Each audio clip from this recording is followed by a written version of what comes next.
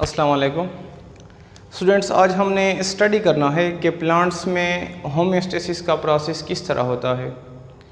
क्योंकि plant body भी external environment को रेजिस्ट करते हैं।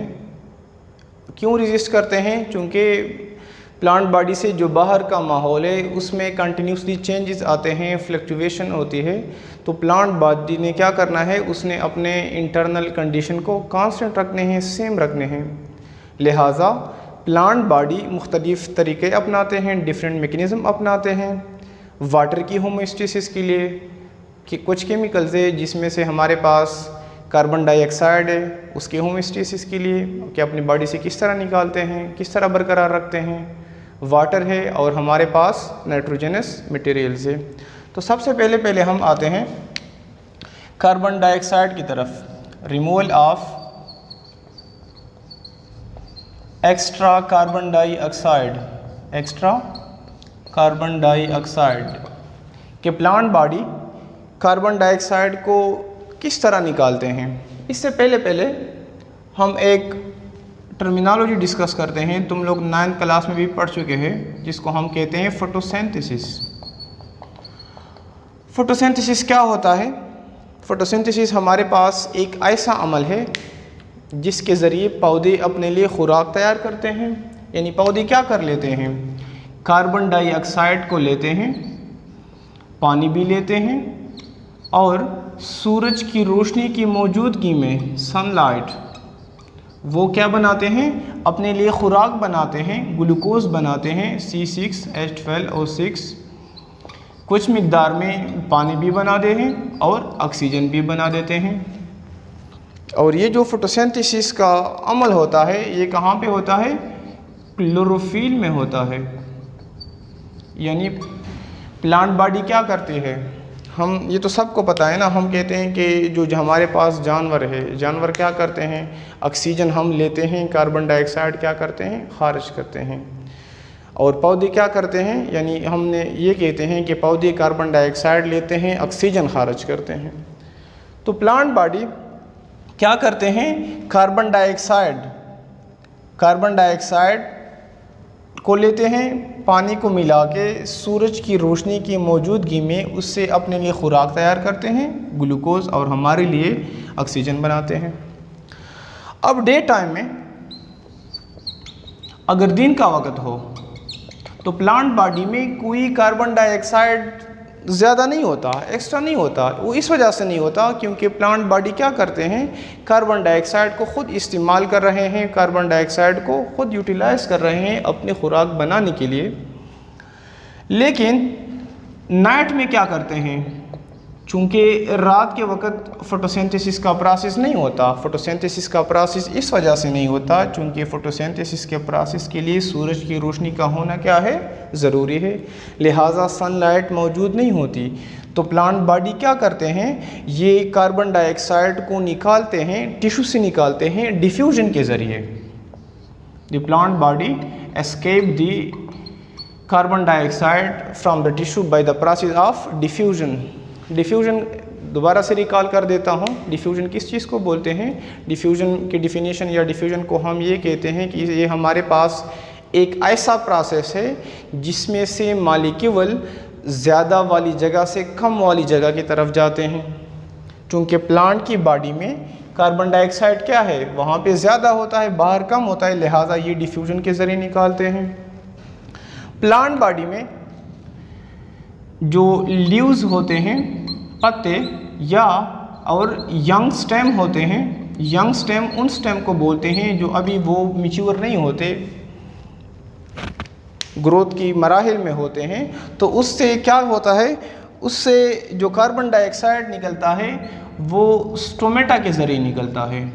प्रोसेस डिफ्यूजन का होगा, डिफ्यूजन के ज़रिए निकलता है, लेकिन किस चीज़ से निकलता है, स्टोमेटा से निकलता है। स्टोमेटा का भी तुम लोग को पता है कि स्टोमेटा क्या होते हैं, पत्तों पे या जो यंग स्टेम है उस पे छोटे छोटे सुराख होते हैं और इसके ज़रिए गैसेस एक्सचेंज होते हैं।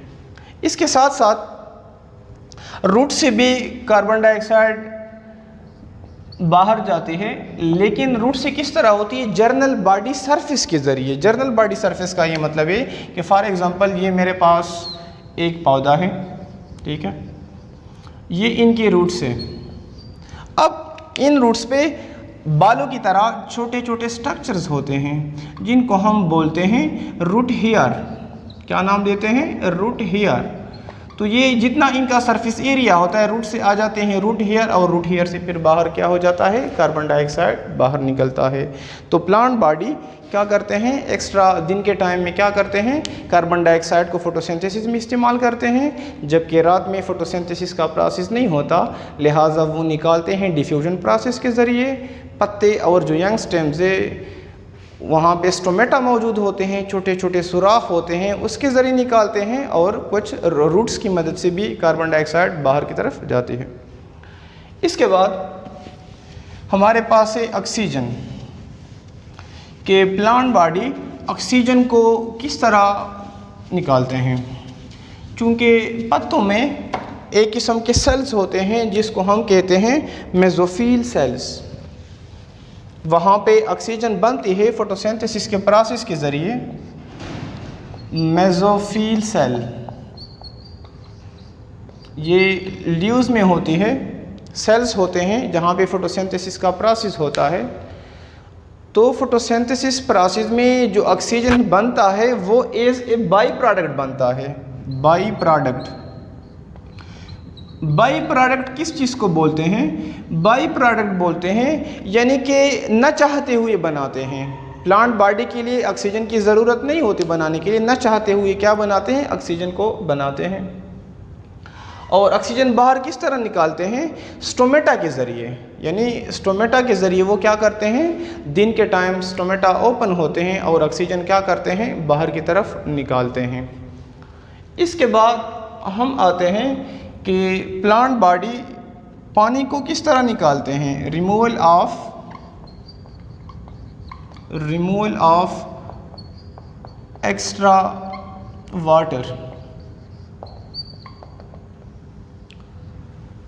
प्लांट बॉडी एक तो साइल से, ज़मीन से पानी को जज़ब करते हैं, साइल से पानी लेते हैं। दूसरा क्या कर लेते हैं? यानी रिस्पायरेशन का अमल होता है। रिस्पायरेशन का भी तुम लोग पढ़ चुके हो कि एक ऐसा प्रोसेस होता है कि जिसमें कार्बन और हाइड्रोजन बॉन्ड टूट जाते हैं, एनर्जी भी बनती है और कुछ मिकदार में क्या होता है? हम पानी भी बनता है। तो ज़्यादा से ज़्यादा पानी पौधे कहाँ से लेते हैं? ज़मीन से लेते हैं। कुछ मिकदार में पानी कहाँ से आता है? Cellular respiration. अगर हम पूरी बॉडी की बात करते हैं तो रिस्पायरेशन का वर्ड यूज़ करते हैं। जब सेल की लेवल तक हम आते हैं तो हम इसके लिए वर्ड यूज़ करते हैं सेलुलर रिस्पायरेशन। तो पौधे क्या करते हैं? पौधे अपनी ज़रूरत के लिए कुछ पानी स्टोर करते हैं, लेकिन जो पानी पौधे की ज़रूरत से ज़्यादा है तो वो किस तरह निकालते हैं? वो दो तरीक़ों से निकालते हैं पौधे। एक को हम नाम देते हैं ट्रांसपायरेशन और दूसरे को हम नाम देते हैं ग्यूटेशन। डिफरेंस में भी आ सकता है और ये अलग अलग शॉर्ट क्वेश्चन में भी हमारे पास आ सकता है। दो तरीक़ों से निकालते हैं, एक है ट्रांसपायरेशन, दूसरा है हमारे पास ग्यूटेशन। ट्रांसपायरेशन की हम डिफिनीशन इस तरह करते हैं, the removal of water from aerial parts of the plant, aerial parts of the plant. इसका ये मतलब है कि फॉर एग्ज़ाम्पल ये क्या है? ये लेट सपोज एक दरख्त है या एक पौधा है, ठीक है, ये साइल है, ये इनके रूट्स हो गए।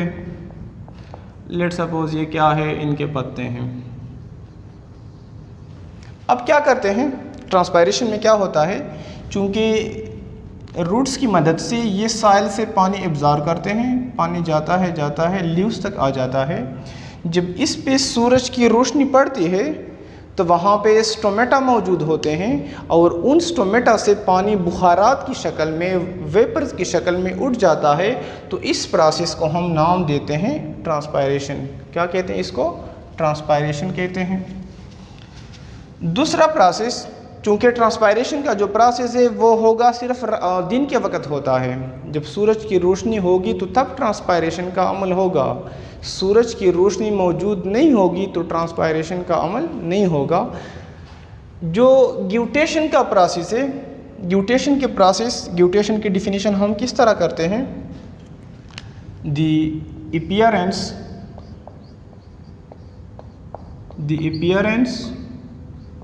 of drops of water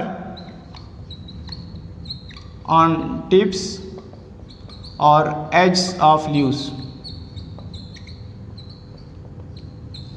चूँकि दिन के टाइम ट्रांसपायरेशन का अमल नहीं होता तो हमारे पास कुछ पौधे हैं जिसमें से ज़्यादातर ग्रासेस आते हैं, जो घास होते हैं।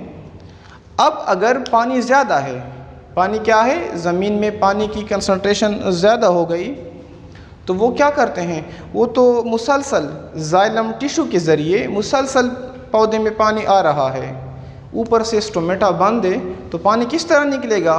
पानी ने निकलना तो हर सूरत में होगा, चूँकि उसने क्या रखना है, उसने अपने अंदर का माहौल ख़राब नहीं करना है। वो ख़राब हो गया तो होम्योस्टेसिस क्या होगा? डिस्टर्ब होगा। लिहाजा क्या होता है कि फॉर एग्ज़ाम्पल ये हमारे पास एक पत्ता है, क्या है? पत्ता है। तो ग्यूटेशन में ये होती है कि जो लीव्स होते हैं इनके साइडों पे छोटे छोटे सुराख होते हैं, इनके ज़रिए वाटर क्या होती है, निकल जाती है। और ये प्रोसेस होता है रात के वक्त होता है, ये दिन के टाइम नहीं होगा। तो इसको हम नाम देते हैं ग्यूटेशन का। तुम लोगों ने देखा होगा कि जब बारिश हो जाती है या ऐसी जगह जहाँ पे पानी ज़्यादा होगा तो घासेस पे छोटे छोटे क्या निकलते होते हैं। सुबह जब तुम लोग उठते हो देखते हो तो वहाँ पे एक तो होते ही शबनम, वो भी मैं बता देता हूँ, शबनम और ग्यूटेशन में डिफरेंट है। एक होता है ड्यू बोलते हैं, शबनम को बोलते हैं, ठीक है। तो ग्यूटेशन में क्या होता है कि जो पत्ते होते हैं उसके किनारों पे या टिप्स पे छोटे छोटे सुराख होते हैं और इसके ज़रिए पानी निकल जाता है। अब ग्यूटेशन और ग्यूटेशन में ये होता है कि ग्यूटेशन जब ज़मीन में पानी ज़्यादा हो जाए उसकी वजह से होती है। जो शबनम होते हैं वो ये होता है कि एटमॉस्फेयर में जब हवा में नमी ज़्यादा हो जाए उसकी वजह से होती है। अब हम आते हैं इनके बाकी डिफरेंस पे कि ग्यूटेशन और ट्रांसपायरेशन में डिफरेंस क्या है। जो ट्रांसपायरेशन का प्रोसेस है, यहाँ पे पानी ऊपर चला जाता है वेपर्स की फॉर्म में। किस फॉर्म में? वेपर फॉर्म में, बुखारात की फॉर्म में। ग्यूटेशन में पानी निकलता है ड्रॉप्स की फॉर्म में। किस फॉर्म में? ड्रॉप्स की फॉर्म में। जो ट्रांसपायरेशन का प्रोसेस है ये सिर्फ दिन के वक्त होता है, जबकि जो ग्यूटेशन का प्रोसेस है ये क्या होता है? नाइट टाइम होता है। ट्रांसपायरेशन में जो पानी निकलता है छोटे छोटे सुराख के ज़रिए निकलता है और उन छोटे छोटे सुराख को हम नाम देते हैं स्टोमेटा। क्या नाम देते हैं? स्टोमेटा। जबकि जो ग्यूटेशन में पत्तों के किनारों पे स्टोमेटा के अलावा, चूँकि स्टोमेटा तो बंद होते हैं, स्टोमेटा के अलावा जो छोटे सुराख होते हैं इनको हम बोलते हैं हाइडाटोड्स। इसके साथ साथ जो ट्रांसपायरेशन से ये एक और प्रोसेस के लिए भी इस्तेमाल होता है।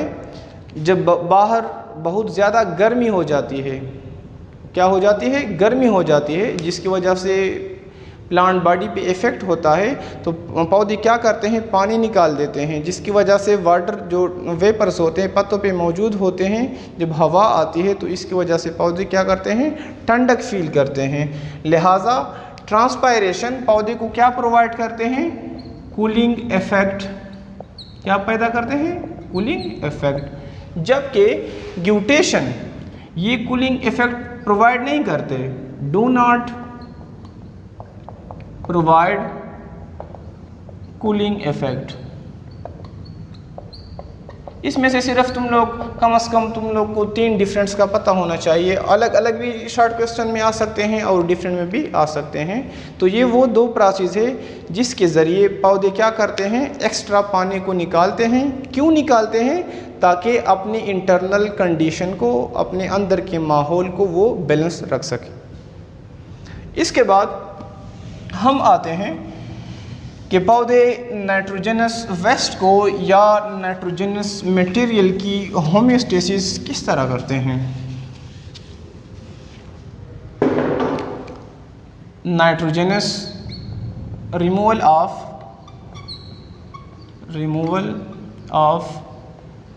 Nitrogenous materials. नाइट्रोजनस मटेरियल ऐसे सब्सटेंसेस को बोलते हैं जिनमें नाइट्रोजन मौजूद होता है। इनमें कुछ सब्सटेंसेस ऐसे हैं जो कि प्लांट की बॉडी के लिए क्या है, नुकसानदेह नहीं होते लेकिन एक्स्ट्रा होते हैं, यानी पौधे में मौजूद होते हैं, पौधों को नुकसान नहीं पहुंचाते, हार्मलेस होते हैं। और होते किस फॉर्म में होते हैं? ये ज़्यादातर मौजूद होते हैं इनसॉल्युबल होते हैं, लेकिन क्या होते हैं, मौजूद होते हैं। जिस तरह के एक किस्म के साल्ट्स हैं जिसको हम बोलते हैं कैल्शियम ऑक्सलेट्स। क्या कहते हैं? Calcium oxalates. अब ये क्या है? हार्मलेस है, पौधे में बनता है, इनसॉल्युबल फॉर्म में है, लेकिन क्या है, ज़्यादा है, एक्स्ट्रा है। कहाँ पे मौजूद होता है? ये सीड्स में मौजूद होता है, कुछ स्टेम्स में मौजूद होता है, कुछ पत्तों में मौजूद होता है।